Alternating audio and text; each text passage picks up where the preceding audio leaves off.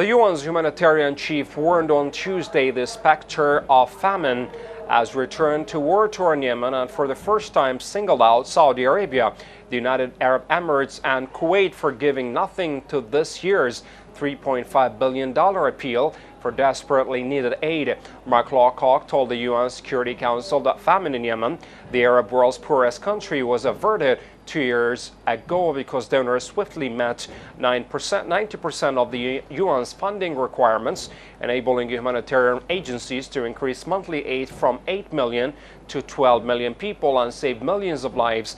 Today, he said the UN appeal has received only 30%, about $1 billion, leaving 9 million Yemenis to cope with deepening cuts to aid programs, including food, water, and healthcare. Lowcock said Saudi Arabia, the UAE, and Kuwait, who have a particular responsibility, which they have discharged in recent years, have so far given nothing to this year's UN plan, alluding to financial pledges that have not been turned into actual contributions. He said it's particularly reprehensible to promise money, which gives people hope that help may be on the way, and then to dash those hopes by simply failing to fulfill the promise.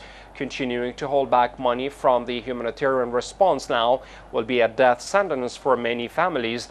Lowcock said, "So yet again, I call on all donors to pay their pledges now and increase their support." Yemen's conflict has killed more than 100,000 people and created the world's worst humanitarian disaster, with more than 3 million people internally displaced and two-thirds of the population relying on aid for survival. Some 24 million Yemenis, or 80% of the country's population, require some form of assistance or protection, according to the United Nations.